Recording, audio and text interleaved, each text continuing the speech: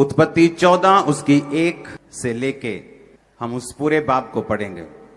उसमें लिखा, शिनार के राजा अमरापेल और एलासर के राजा अरयोक और एलाम के राजा करदोल ओमेर और गोयीम के राजा तिदाल के दिनों में ऐसा हुआ कि उन्होंने सदोम के राजा बेरा और अमोरा के राजा बिरशा और अदमा के राजा शिनाब और सबोयीम के राजा शमेबेर और बेला जो सोअर भी कहलाता है, इन राजाओं के विरुद्ध युद्ध किया। इसकी बेस बंद करो, फ्लैट करो इसको। इन पांचों ने सिद्दीम नामक तराई में जो खारे ताल के पास है एका किया। 12 वर्ष तो ये करदोला ओमेर के अधीन रहे, परंतु 13वें वर्ष में उसके विरुद्ध विद्रोह किया। 14वें वर्ष में करदोला ओमेर और उसके संगी राजा आए और रोकतनम में रपाइयों और हाम में जूजियों को और शबर किया त्रेम और अमोरियों एमियों को और सैयर नामक पहाड़ पर होरियों को मारते मारते एल पारान तक जो जंगल के पास है पहुंच गए। इसको समझना बहुत जरूरी है। आप नामों पे मत जाओ, लेकिन इसकी स्पिरिट को आपने समझना है। वहां से वो लौटकर एनी शपात को आए जो कदेश भी कहलाता है, और अमालेकियों के सारे देश और उन अमोरियों को भी जीत लिया।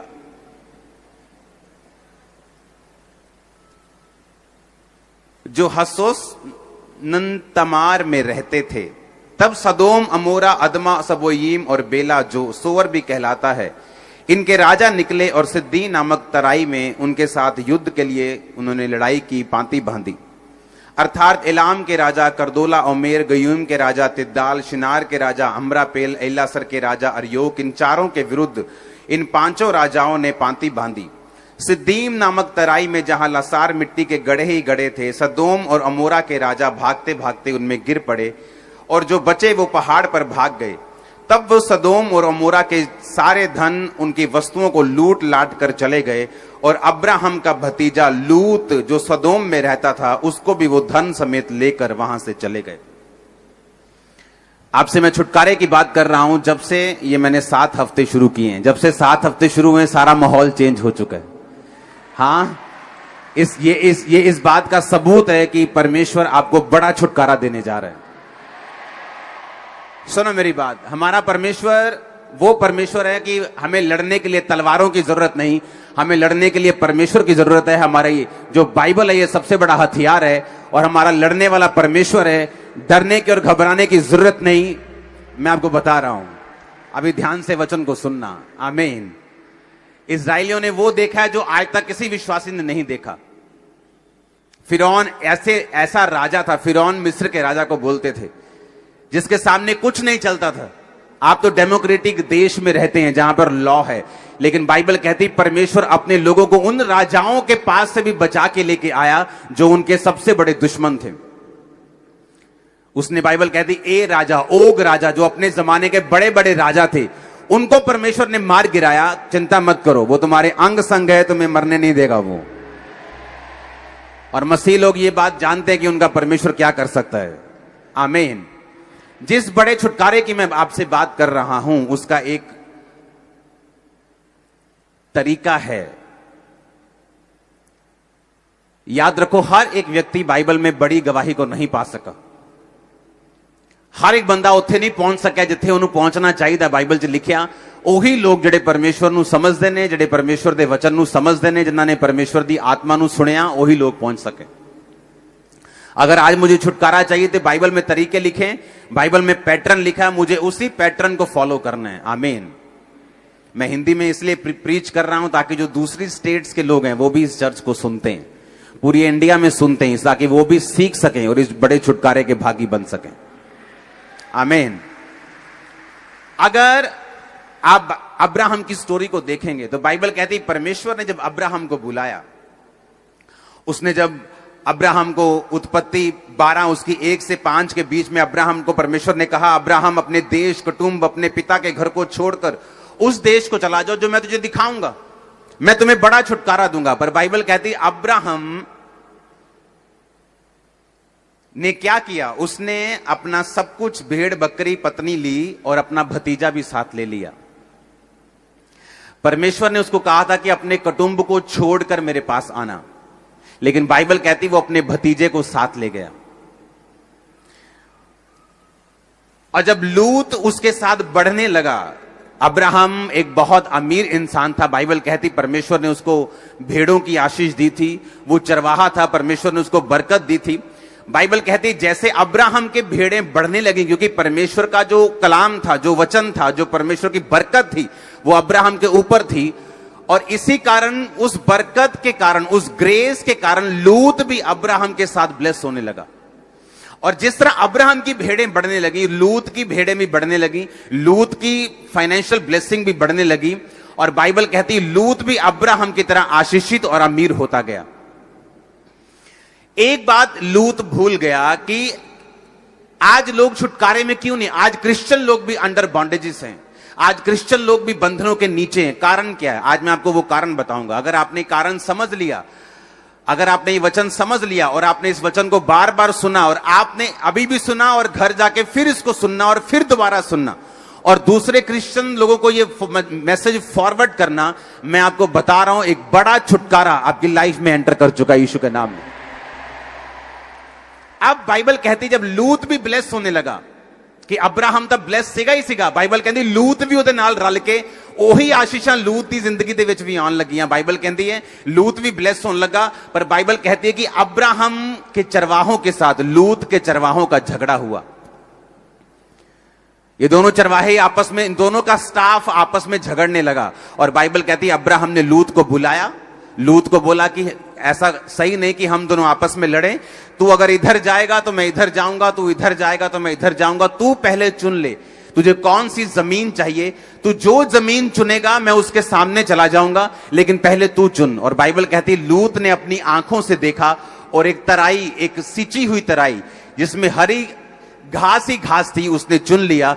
और बाइबल कहती परमेश्वर ने फिर अब्राहम को कहा, जब लूत चला गया, परमेश्वर ने कहा अब्राहम अपनी आंखें उठा और ये सारी जमीन देख, मैं तुझे और तेरे वंश को आने वाले समय में दे दूंगा। अब सुनो ध्यान से, क्यों लूत ब्लेस हो रहा था? और बाइबल कहती लूत जब उससे चला गया और जब वो देश लड़ाई झगड़े में पड़ गए, वो देशों का दूसरे देशों के साथ झगड़ा हुआ, दूसरे देश के राजा उसके देश में आए, उन राजाओं को मारकर सारा कुछ लूट लिया, और लूत भी उसी देश में रहता था और उसको भी वो लूट कर अपने साथ ले गए। अब्राहम को यह बात मालूम हुई कि तेरा भतीजा लूट लिया गया। बाइबल कहती है उसने अपने 318 शिक्षित पुरुष साथ लिए और 318 लोगों को लेकर, बाइबल कहती है वो उनसे राजाओं से लड़ने के लिए गया। ये वो राजा थे जो दूसरे राजाओं से जीत चुके थे। मान लो एक टीम क्रिकेट में जीतती है, एक क्वार्टर फाइनल, फिर सेमीफाइनल, हाँ एक फाइनल में पहुंचती है। ये वो राजा थे जो सारे राजा को हरा के लूत को लेके गए थे। बाइबल कहती जब अब्राहम 300 बंदों को, सिर्फ 300 बंदों को लेकर उन राजाओं से लड़ने के लिए गया, तो जो लाखों लोगों की सेनाएं उन राजाओं को नहीं हरा सकी, अब्राहम ने 300 लोगों के द्वारा उन राजाओं को हराकर अपने भतीजे लूत को छुड़ा लिया। और फिर क्या हुआ? लूत को फिर भी समझ नहीं आई कि मेरी लाइफ के ऊपर जो ब्लेसिंग्स हैं, जो कवरिंग है, जो आशीष है, वो मेरी वजह से नहीं, वो अब्राहम की वजह से है। क्यों? क्योंकि अब्राहम एक नॉर्मल इंसान नहीं है, अब्राहम एक नॉर्मल विश्वासी नहीं है।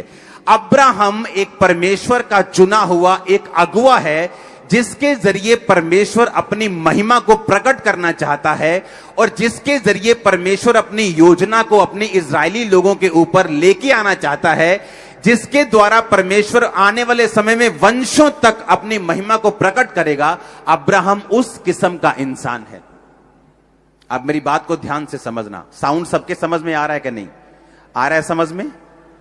जिनको नहीं समझ में आ रहा हाथ हिलाओ, जिनको साउंड समझ नहीं आ रहा। ये देखो, ये सेक्शन है, सिर्फ आपको बोला था हर सेक्शन में बक्सा लगाओ। हालेलुया। अब मेरी बात को ध्यान से समझना। परमेश्वर पक्षपात नहीं करता। ऐसा नहीं कि वो लूत से ज्यादा प्यार करता है, कम प्यार करता है, और अब्राहम से ज्यादा प्यार करता है। तो दोनों इंसान, दोनों परमेश्वर ने लहू से मांस से बनाए, दोनों परमेश्वर ने अपनी आत्मा से सिरजे। लेकिन ऐसा क्यों कि परमेश्वर अब्राहम से ज्यादा प्यार करता है और लूत से नहीं? इसका रीजन है बहुत बड़ा। परमेश्वर इस धरती पर जो कुछ भी करता है उसका एक मकसद है। परमेश्वर ने पौलुस को चुना। परमेश्वर ने कहा, पौलुस, अन्य जातियां तेरे द्वारा मसीह में आएंगी, अन्य जातियों को मैं मसीह में तुम्हारे द्वारा खींचूंगा। पौलुस कह सकता था, परमेश्वर, मैं एक बड़ा पढ़ा लिखा, उस टाइम के बेस्ट स्कूल में पढ़ा हुआ, यहूदियों में बड़ा मान सम्मान रखने वाला इंसान बोल सकता था कि परमेश्वर, अगर तू मुझे यहूदियों में इस्तेमाल करेगा तो मैं ज्यादा इस्तेमाल हो सकता हूं, क्योंकि ये लोग मेरी पावर को, मेरी हैसियत को जानते हैं। लेकिन परमेश्वर ने कहा, ना बल से ना शक्ति से, पर मैं जिसको भी इस्तेमाल करूंगा अपनी आत्मा के द्वारा करूंगा। परमेश्वर ने कहा, मैं इन पढ़े लिखे लोगों में एक अनपढ़ पतरस को इस्तेमाल करूंगा और अन्य जातियां जो तुझे नहीं जानती मैं तुझे इस्तेमाल करूंगा। अब हुआ क्या? अब परमेश्वर ने पौलुस को चुन लिया कि पौलुस तो मेरे काम करेगा, अन्य जातियों को मेरी महिमा सिखाएगा। पौलुस कौन था? एक विरोधी, जगह जगह पे बांधने वाला, विश्वासियों को मारने वाला, विश्वासियों को तोड़ने वाला एक विरोधी। किसी के बोलने से मत डरना कलीसिया, जब परमेश्वर गिराने में आता है 2 सेकंड लगते हैं। परमेश्वर ने बार बार बाइबल में लिखा, उनका मुंह देख के तुम घबराना मत, तुम्हारा मन कच्चा ना हो। जब परमेश्वर की लाठी लगती है ना, 2 सेकंड लगते हैं बड़े बड़े सुरमाओं को गिरने में। आमीन। अब आपको बात समझनी है। बाइबल कहती है, जब पौलुस गया अपने मिशन को लेके कि मेरा मिशन है अन्य जातियों को तक परमेश्वर के काम को लेके जाना। पौलुस ये बात जानता था कि मसीहियत धर्म बदलना नहीं, मसीहियत जीवन बदलना है। मसीहियत परमेश्वर में आना है। मसीहियत पाप के लिए मरना और मसीह के लिए जी उठना है। उसने प्रचार करना शुरू किया। अब जो जो कलीसियाएं पौलुस का साथ देती रहीं, बाइबल कहती है वो कलीसियाएं ज्यादा आशीषित रहीं उन कलीसियाओं से जो किसी भी मिशन में किसी भी पास्टर के साथ नहीं थी। अब मेरी बात को ध्यान से समझना। लूत इसलिए ब्लेस नहीं हो रहा था कि लूत धर्मी था। लूत इसीलिए आशीषित हो रहा था कि अब्राहम के ऊपर परमेश्वर का प्लान था और लूत अब्राहम के जस्ट साथ था और लूत आशीषित होता जा रहा था। लेकिन प्रॉब्लम कहां होती?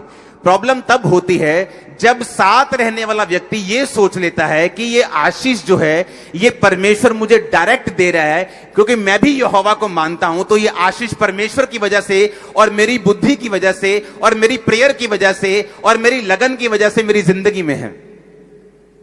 और यही गलती लूत ने की। उसे लगता था कि तू यहोवा को मानता तो मैं भी यहोवा को मानता हूं, तू परमेश्वर की सेवा करता तो मैं भी परमेश्वर की सेवा करता हूं, तू बलिदान चढ़ाता तो मैं भी बलिदान चढ़ाता हूं। आपका स्टाफ आपके भाई के स्टाफ के साथ लड़ाई नहीं कर सकता जब तक आप अपने स्टाफ के कान ना भरें। मेरी बात समझ आ रही है कि नहीं? आपके बच्चे आपके रिश्तेदारों को बुरा नहीं कह सकते जब तक आप अपने मुंह से उनकी बुराई बच्चों के सामने ना कर लें। तो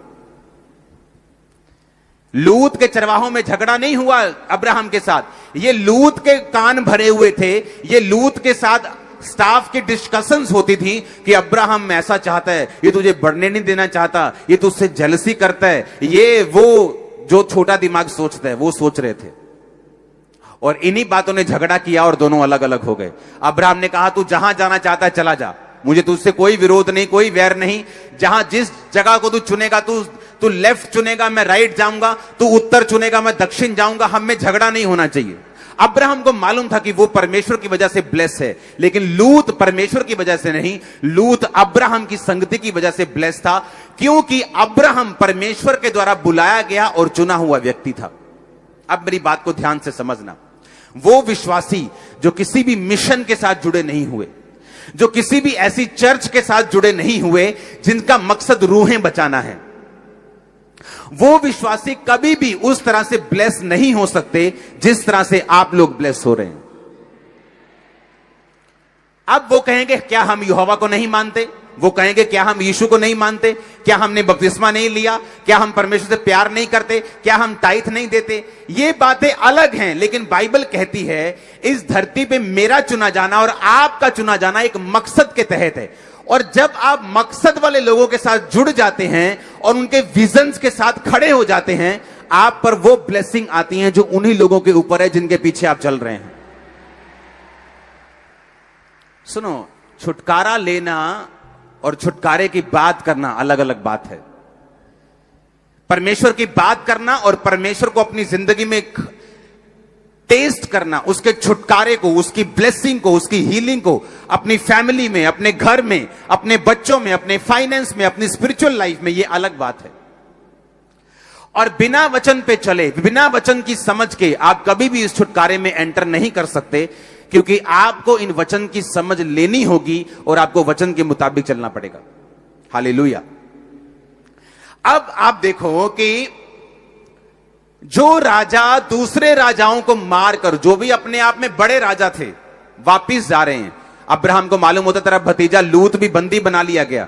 दूसरे राजा उनके राजा को मार गए, उसको बंदी बना के ले गए, और अब्राहम 300 बंदों को साथ लेके जाता है, और बाइबल कहती है उन्हें छुड़ा के लेके आता है, उन राजाओं को मारकर वापिस आता है। और फिर से लूत देखो कितना नॉन सेंसिटिव, कितना नॉनसेंस व्यक्ति था। अब भी समझ नहीं आई कि मेरी ब्लेसिंग का कारण अब्राहम है, फिर भी वो वहीं रहने लगा जहां वो पहले रहता था।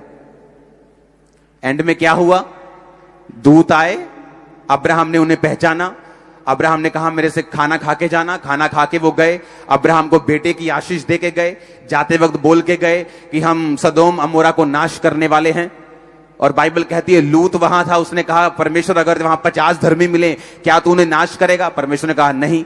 उसने कहा अगर 45 मिले तो, 40 मिले तो, फिर कहता 35 मिले तो, 30 मिले तो परमेश्वर ने कहा वहां 5 भी मिले तो मैं नाश नहीं करूंगा। और बाइबल कहती वो दूत लूत के घर में गए और लूत को बोला हम इसे नाश करने वाले हैं। बाहर निकला तो सिर्फ लूत बचा और उसकी बेटियां बची। उसकी पत्नी भी नमक का खंबा बन गई। जो कुछ लूत ने कमाया था सब कुछ वहीं छूट गया। और फिर लूत को समझ आई कि मेरी लाइफ में ब्लेसिंग एक मिशन के कारण थी, मेरे कारण नहीं थी। अगर वो लूत के कारण होती तो लूत की जिंदगी में वो आशीष बनी रहती।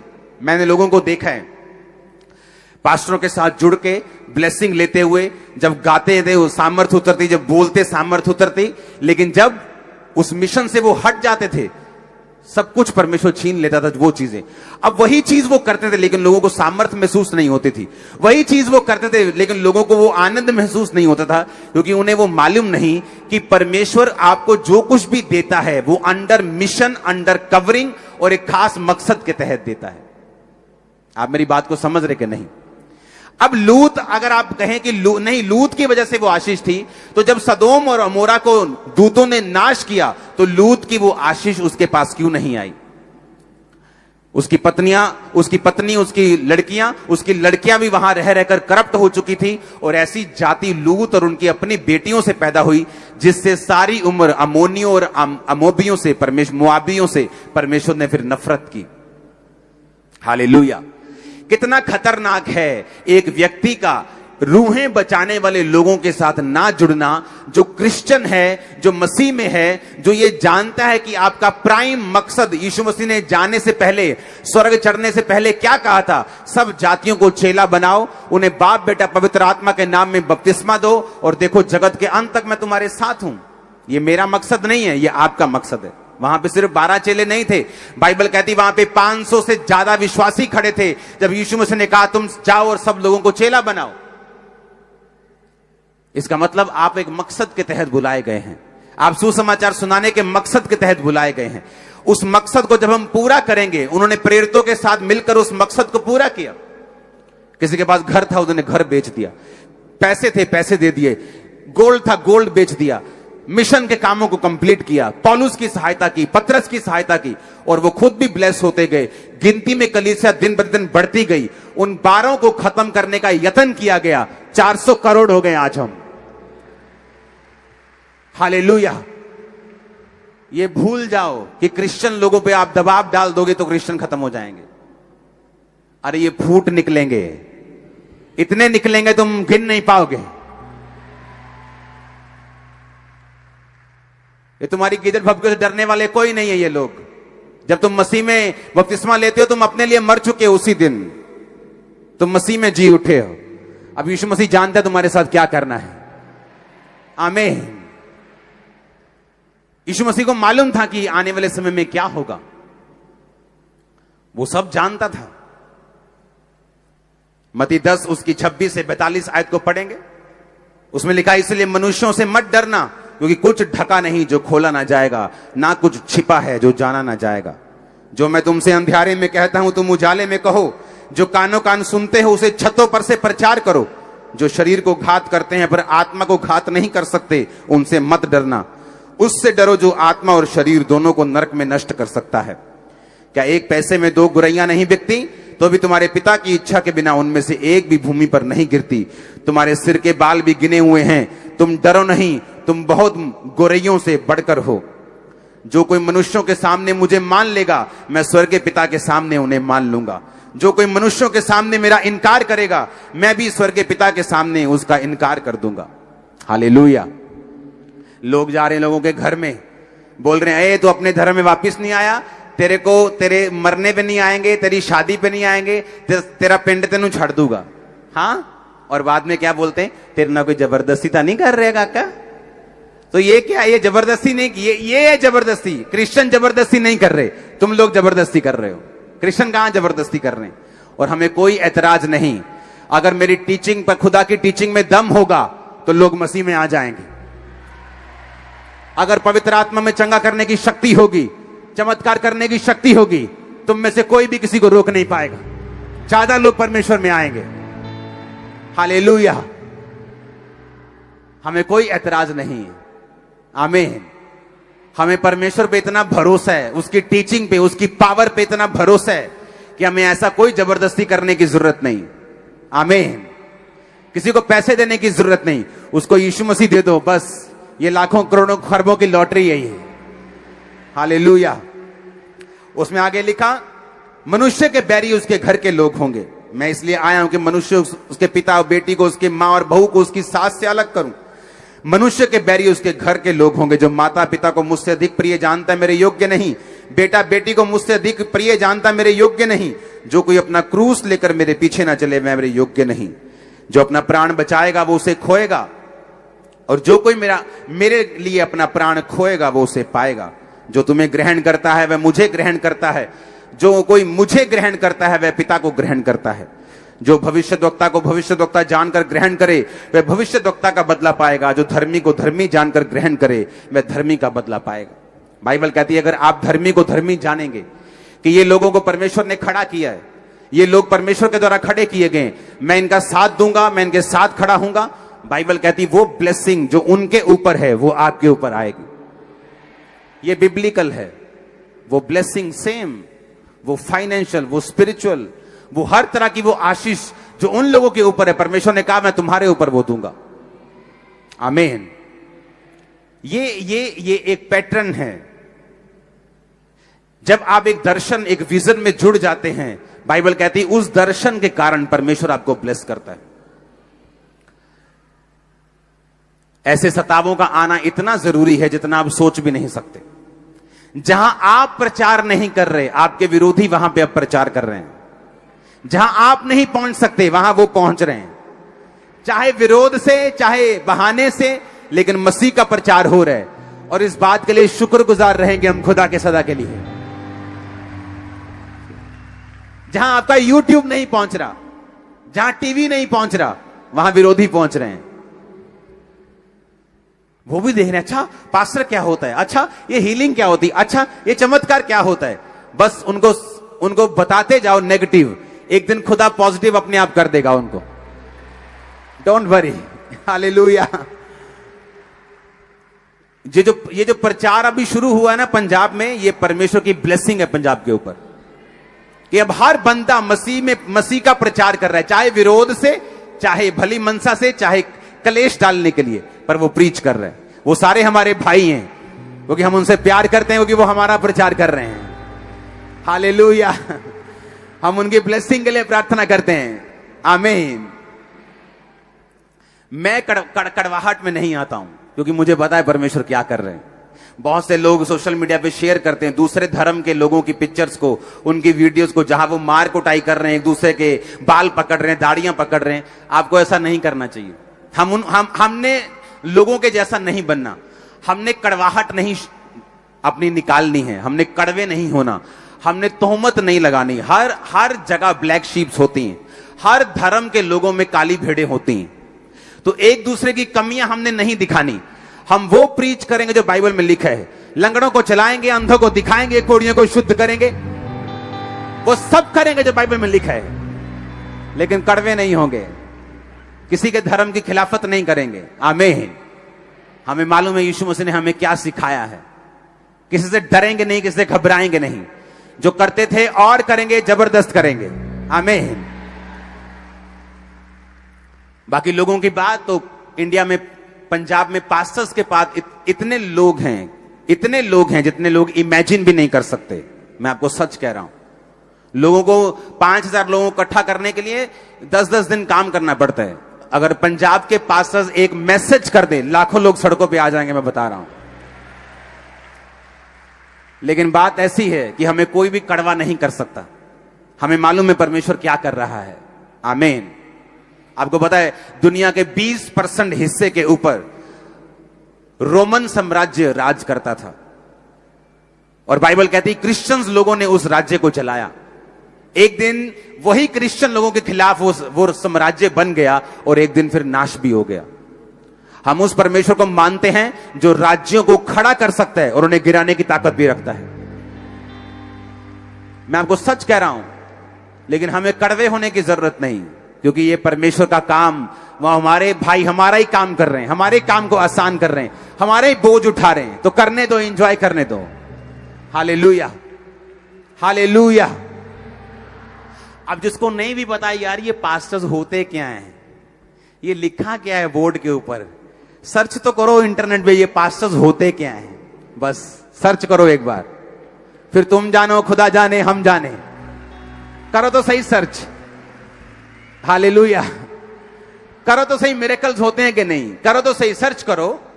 सुनो, विरोध अगर ना हो, बड़ी सारी क्लीनिंग हो रही है चर्च में, लोग देखते हैं अच्छा पास्टर्स खड़े होते हैं, वाह गाड़ियां आ गई, बड़ी बड़ी हजारों करोड़ों की बिल्डिंग्स आ गई, बड़े बड़े काम, हम भी पास्टर बनेंगे।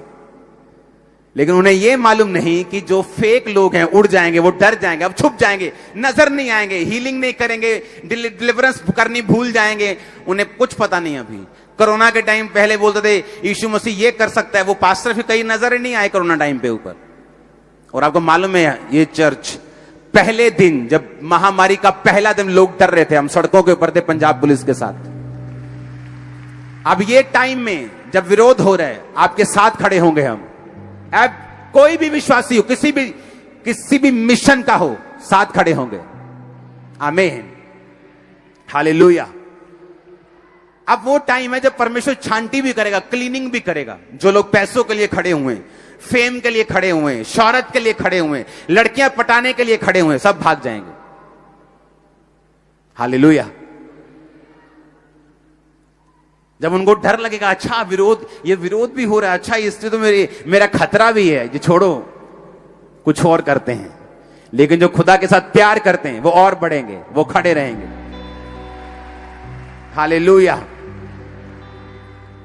जो पास्टर्स अपनी सेवा कर रहे हैं, उनको आजकल दिक्कत आ रही है कि उनके पास सर्टिफिकेट नहीं है, तो मिशन स्ट्रॉन्ग शेफर्ड नाम की एक संस्था को रजिस्टर्ड कर दिया गया, जो आपको सर्टिफिकेट देगी। जितने पास्टर्स हैं, खुल के सेवा करोगे तुम लोग। वो रजिस्टर्ड हो चुकी हैं, और जो एक्शन कमेटी है वो अंडर रजिस्ट्रेशन चल रही है, उसकी एक हफ्ते में अनाउंसमेंट होगी। और जो मिशन स्ट्रॉन्ग शेफर्ड है वो रजिस्टर्ड हो चुकी है। उसमें जितने पास्टर्स के पास सर्टिफिकेट नहीं है, पूरे इंडिया में जहां से भी, उनको कोर्स कराया जाएगा। वो ऑनलाइन कोर्स करेंगे, पास्टर की ट्रेनिंग लेंगे, ऑर्डिनेशन सर्टिफिकेट लेंगे, खुल के सेवा करेंगे, जहां मर्जी खड़े हो जाएं, कोई दिक्कत, कोई चैलेंज नहीं कर सकता। हर चीज पे काम हो रहा है, एक एक चीज पे। अगर मैं थर्सडे संडे यहां नहीं था तो एक एक चीज पे मैं काम कर रहा हूं, एक एक चीज पे जो पंजाब में चल रही है, इंडिया में चल रही है। Don't worry, don't worry. आपने शायद वो दिन नहीं देखे जो पुराने टाइम में, जो हमने देखे हैं मसीह में, जब विरोध होता था, वो हमने जीता है, ये भी जीतेंगे। Don't worry. Mission strong shepherd अब बहुत जल्दी शायद बड़ी मीटिंग्स में अनाउंस हो जाएगा। अगले थर्सडे एक बहुत इंपॉर्टेंट मीटिंग है खामरा में। अगले थर्सडे हो सकता है कि अगली मीटिंग का कुछ हिस्सा हम ऑनलाइन ना दिखाएं, सिर्फ जो यहां बैठे हुए लोग हैं और जो ब्रांचेस में लोग हैं वही उसको देख पाएंगे। कुछ हिस्सा वो बहुत इंपॉर्टेंट है। और मैं आपसे विनती करता हूं सब लोगों से जो ऑनलाइन हैं, जो ब्रांचेस वाले हैं, वो ब्रांचेस में जाएं। जो बड़ी मीटिंग भी है अगले थर्सडे को, तो मेक श्योर आप हर एक जन, जितने लोग संडे होते हैं उससे भी ज्यादा, आप अगले थर्सडे यहां पे अवेलेबल हों। क्योंकि अगले थर्सडे आपको जो छुटकारे की मीटिंग का जो फाइनल चैप्टर है उसको डिस्कस किया जाएगा। जो अगले थर्सडे का चैप्टर है, अगर एक विश्वासी उसे पूरा नहीं करता तो वो संपूर्ण छुटकारे में नहीं जा सकता। बड़े बड़े पास्टर्स की टेस्टिमनीज हैं, बड़े बड़े लोग जिन्होंने देश हिलाए हैं, उनकी टेस्टिमनीज मैं आपको दूंगा अगले थर्सडे। तो मेक श्योर आप फिजिकली खांबरा चर्च में प्रेजेंट हों, फिजिकली आप यहां मौजूद हों। कुछ हिस्सा शायद ऑनलाइन तब ना दिखाया जाए, लेकिन अगर आप यहां होंगे आपको मालूम होगा कि वो मीटिंग आपके लिए कितनी ब्लेस्ड रही है। जबरदस्त आशीषित के साथ आप वापिस जाएंगे यीशु मसीह के नाम में, आमीन। तो अगले 15-20 दिनों में बहुत सारी अनाउंसमेंट्स हो जाएंगी, बहुत सारी चीजों पर काम होने शुरू हो जाएंगे। एक बात मैं आपको बताना चाहता हूं, खांबरा चर्च पहले से सिक्योर है। जितने हमारे 3.5 लाख मेंबर्स हैं, खांबरा चर्च को किसी भी कमेटी की जरूरत नहीं। हम अपने आप में कमेटी काम कर रहे हैं। और मैं हैरान हूं, जो पास्टर जिनकी चर्च छोटी चर्चेस हैं, ये उनके लिए है। तो मेक श्योर आप इस कमेटी के ऊपर फालतू का प्रेशर या फालतू के कमेंट्स इस पे ना करें। हुन एक थे जी, हुन एक काम, ए वाला काम क्यों नहीं? यार तुम्हारे खरीदे हुए नहीं है, हम लोगों को तुम तनख्वाह नहीं देते हो, हम लोग तुम्हारे कर्जदार नहीं हैं। हम प्रेम से खड़े हुए हैं भाइयों के बोझ के कारण। हमने कोई सीटें नहीं लेनी एमएलए की, ये कमेटी खड़ी करके हम सीटें ले लेंगे। हमने कुछ भी लेना हो तो हम अपने आप में इनफ है, सब कुछ ले सकते हैं। तो हमें कमेटियां कमेटियों की कोई जरूरत नहीं है। ये उन पास्टर्स के लिए हैं जिनके पास चर्चिस नहीं है, ये उन पास्टर्स के लिए हैं जिनको सिक्योरिटी की जरूरत है। पिछले दिनों में पास्टर्स पे हमला हुआ, एक्शन कमेटी वहां पहुंची, उसका इलाज करवाया, उसको बोला कि कितना तेरा खर्चा महीने का, उसके घर में खर्चा भेजा उतने महीने का, भेजते जाएंगे जब तक वो ठीक नहीं होता। जिसको भी तुम अटैक करोगे मैं उसके साथ खड़ा हो जाऊंगा, जितने पास्टर्स होंगे। सुनो, पैसा लगता है उसमें। कितने लोग हैं? 1.5 लाख का चेक एक को भेजा, 1.5 लाख का चेक एक को भेजा, 1 लाख का चेक एक, 40-20 हजार एक भेजा, 20 लाखों रुपए खर्चा एक हफ्ते में किया। ये एक्शन कमेटी कोई पैसे इकट्ठे करने के लिए खड़ी नहीं हुई, किसी से डोनेशन नहीं मांगेगी। ये फॉरेन में जाएगी, फॉरेन के लोगों को शामिल करेगी। शायद अगले महीने मेरी एमपी के साथ मीटिंग है, कनाडा के एमपी के साथ, बहुत सारे लोगों के साथ, वहां के पार्लियामेंट के साथ, वहां के मेंबर्स के साथ, वहां के प्रेसिडेंट के लोगों के साथ अमेरिका में मीटिंग्स हैं। तो किसी से डोनेशन मांगने हम नहीं जा रहे हैं, लेकिन उनको इस कमेटी का मेंबर बनाएंगे, उनको संग लेके आएंगे, आपकी इंटरनेशनल लेवल तक आवाज लेके जाएंगे।